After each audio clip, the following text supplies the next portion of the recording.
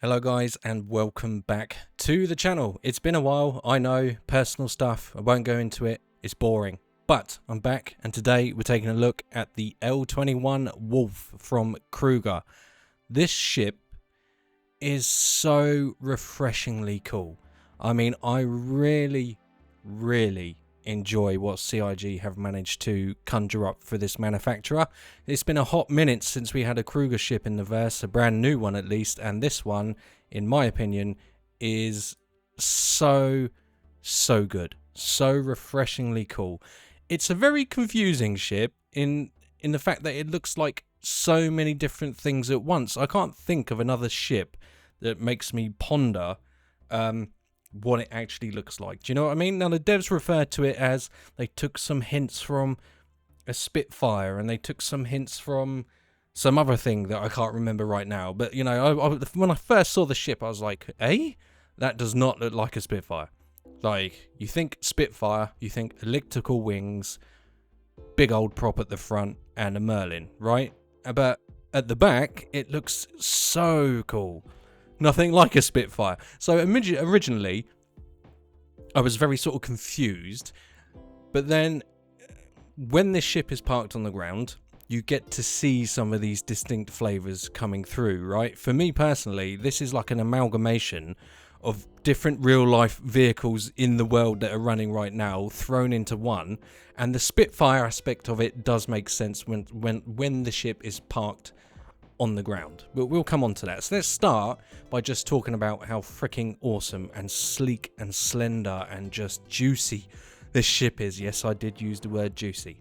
You're gonna have to get over it. It's juicy, slim, slender, sexy. I really like this ship. I really do. Now, obviously, there are a few bugs with it, which will get fixed, and that's fine. Nothing unusual there. But as you can see, the rear of the ship, for me personally, resembles like a 1950s, 1960s Cadillac, excuse me. Very unique shapes, very aggressive shapes in some areas. You know, that fin underneath the ship, why is that there? Who even knows? Who cares? Because it looks cool, right? It's very well done, this ship. I think the styling is absolutely fantastic.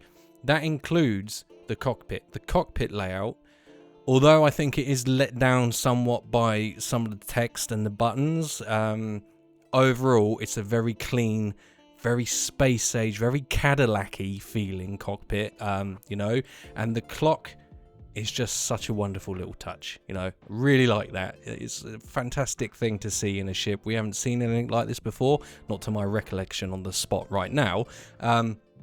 Yeah, it's a great little ship. It's really fast, stylish, has some really cool weapons.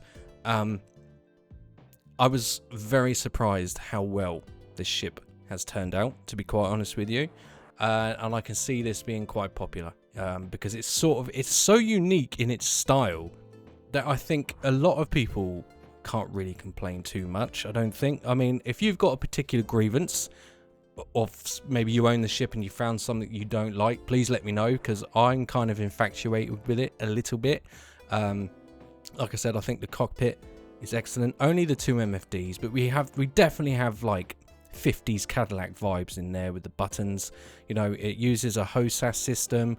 It's extremely maneuverable, and its acceleration in space is absolutely neck-shattering. It's brilliant. It's absolutely superb. This thing shifts. It kind of reminds me of the Arrow in some respects. It's incredibly nimble, and so it should be, you know. Yeah, it's such a refresh. Let's be honest, okay? We've had a lot of combat ships come out recently. The Meteor, I saw it and I was just like, well, that was a missed opportunity.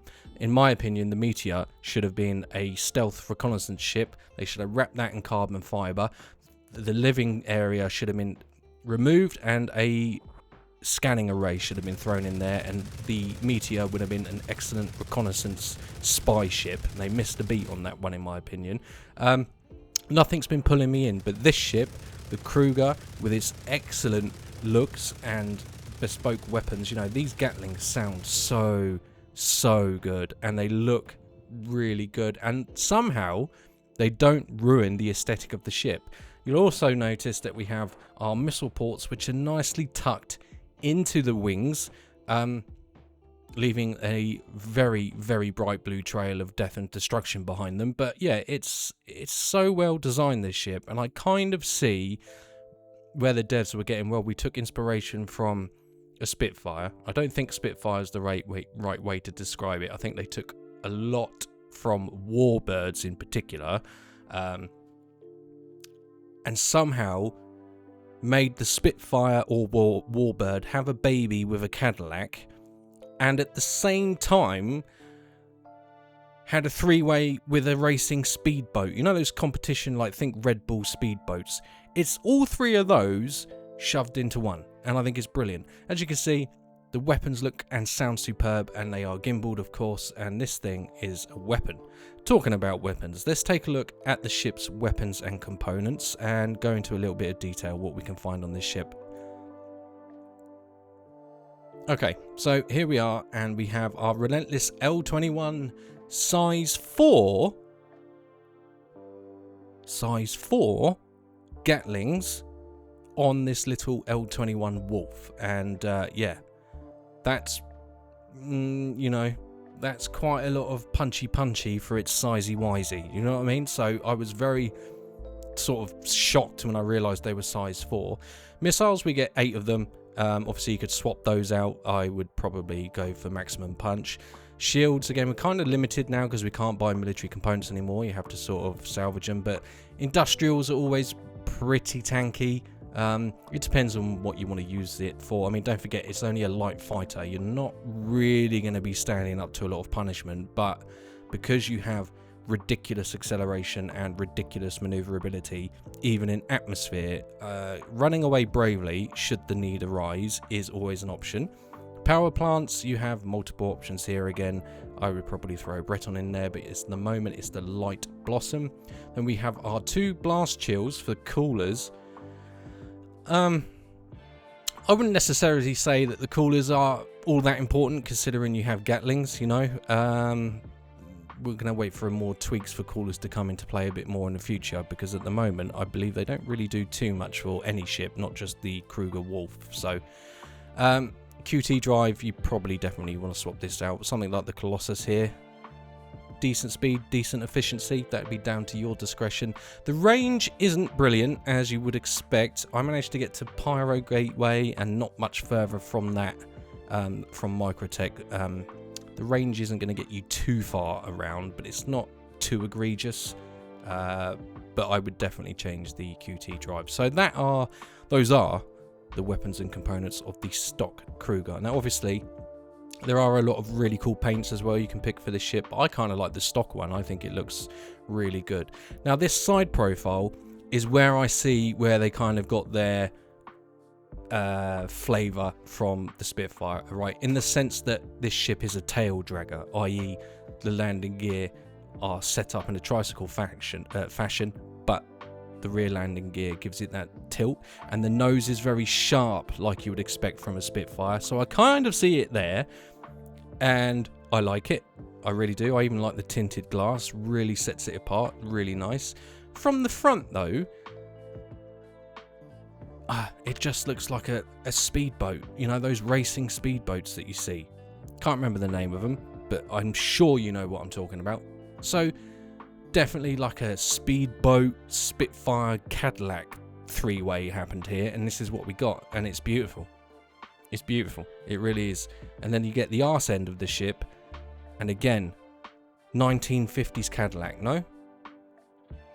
Guys, tell me what you think in the comments, because obviously this ship drives me crazy. I don't know what to settle on, but that for me is definitely a 1950s Cadillac with the ridiculous lines and smooth curves and big and bold. You know, it's really, really well done. I don't know how they've managed to conjure this all together. There are some excellent details on the exterior of this ship as well. I really like that they've added some LEDs in here, but you've got the main sort of pipe work leading to the thrusters from the engine with a little sticker saying caution hot. I mean, well, that's pretty obvious. Don't touch engines when they're on, yeah, just in case you are a little bit dopey. That is going to hurt if you do that. But everywhere you look, there are sleek lines and some sort of silhouette shadows, and I really did enjoy spotting these details on the thrusters, the exhaust manifolds here. You can see they've tinted the metal to give it that hot metal weathering effect, and the paint around it, the black plastic, whatever that is, that's been weathered as well, so it's really good. I wasn't sure what this is on the wings, and I think this is the noise and flares dispensers, which are right next to the entry point. Somehow it works, them just being slapped on there, not even color coded or anything, just here, put them on, but it works. Like, the whole ship just works, and in every angle you look at it from, it's crazy. So I'm a big fan of this ship, and you can see the exhaust manifolds running down the main engine at the back and all of that stuff leading to the thrusters. It's so well thought out. Even the main lights underneath are wrapped in carbon fiber, which, you know, let's be honest, that's so freaking cool. This is definitely one of the best looking combat ships we've seen for a long time, in my opinion. You know, I'm kind of infatuated with it, but I don't own one. This is the thing, and I'm not going to own one. So why am I talking up this ship so much if I'm not going to get one? I just don't need it. I just don't need it. I wish I needed a light fighter, but the thing is, I just don't. And that's the sad thing. If they make a bigger brother of this, I'm all in, for sure. Absolutely. But as you can see in the cockpit as well, when you have those size 4s going full tilt, and you get to see the barrels rotating, it's just excellent. It's just an excellent design, this ship. It really is. And its maneuverability, I mean, here we are in atmosphere, I might add. Ship doesn't care. Look at that roll rate. That's absolutely crazy. Now, where it does get a very strong distinction from a Spitfire is, okay, obviously this is a little bit faster, but look at this turn rate. Stationary turn rate and roll rate. If you are a very skilled pilot and you're in this and you're fighting someone like an F8, I honestly believe that the skilled pilots of the verse, you are going to dick on some of these bigger fighters without a shadow of a doubt, because this thing is an animal. It's fantastic. Okay, so that's enough sort of gushing over this ship, and I really do want one. Like I said, I really do. I just don't need one. If they make a bigger variant of this, like a heavy fighter of this, I will be all in. I guarantee it. But until that day, alas, I shall not. So let's start our walk around. So we'll start. We have a little open box here. Brings out some racks, so you get some storage. Then we make our way to this pointed rear end, the Cadillac end. I really like that, and you can see they've carried the sort of purple tint to it as well to give the heated metal look, which is really nice. Even some of the pipework here, I love it. It's such a refreshing design. It does have some bugs on it that a few things won't open, some storage problems as well. I believe that's in the hotfix channel right now as a time of recording. But yeah, even you'll note that there's different sort of color tones between the pipework and then the step and like the winglets here, and somehow they've all blended it into the ship. And yeah, I can't get enough of it. And those exhaust manifolds look absolutely fantastic. So this is such a breath of fresh air for this ship. So we get storage on this side, as you can see, which did work, but it doesn't close. You see, that's the problem there. It won't close. So I think that's one of the things that's getting fixed. It's not a big deal. I mean, you're not going to store a lot in there, are you? It's not like you're going to shove a corpse in there, although I'm sure some of you will try. Moving around then, we have our main engine, which is sort of exposed on the outer wing of the ship itself. Dual thrusters. Yeah, look at it. And then we have the the rear landing gear at the back, obviously. Yeah, so that's where it gets the tail dragging, that's what I was trying to say, sort of look from. And then we have the air intakes at the front. Yeah. Now, I've noticed there are a few shading issues lately. Like, I don't know if you guys are seeing it when you call out a ship, like the top edges of the ship are all doing that silly shading stuff. There is a little bit of that here, so I think that will get fixed in the future because it's really annoying. We have some panel lines down here, very sharp nose, some more LEDs. I would have thought that would have been a better place to put a storage bin, to be honest, under the nose where there's more room. because there's no landing gear in there, and there's no weapons in there, or even the fuel port. There is a fuel port, but I think we've it's on the inside there, but we've missed it. And again, we come around to the port side engine. It's just more of the same. It's glorious. I really like the silver, gold, and then the black copper piping, and then you get the heat shrouded exhausts. It's just fantastic. It really is. So let's hop in then. Oh no, wait, let's close this first, just in case it doesn't. Okay, yes, that one works fine. Alright, let's hop into this wonderful space machine. Nice little step ladder. In we get. Okay. It's a little bit dark in here, but that can't be helped because, you know, the sun's behind us, so we're getting a little bit of shadow. But overall, like I was saying, I really like this cockpit. I do think the text is a little bit untidy. You can see where the power off is. It doesn't seem to be too bad on that right hand side, but on the left it's very blurry. We have the clock, and see that it's a bit blurry there. That one's alright. They don't seem to correspond, like the text overlaps the actual button. It's kind of annoying. But overall, 2 MFDs, a very nice crystal clear radar, which is something they fixed, which was a pet peeve of mine in the past. We have our 2 dials there that does actually reflect your meters per second, so that's really cool. We have a lights off button, the HOSAS system. We have these like Cadillac buttons. It's so cool in here. I am hoping they get rid of these icons showing through the ship, even when we get the visors that allow it. I don't want it in the cockpit. Get rid of them. It's distracting and kind of breaks the immersion a little bit. I hope they fix that. Even when we do get those special visors that are going to allow us to do that. Visibility wise, it's absolutely perfect. In fact, let me shut the canopy. Yeah, I mean, this is F-16 Falcon canopy for sure, except for you can't see behind you. But that's like everything else in the game. Yeah, visibility is absolutely superb. This ship, I want to own one. I do, but I just don't need it. But it is absolutely beautiful. So there we go, guys. I'm sorry it's been a long time. Things are normal now.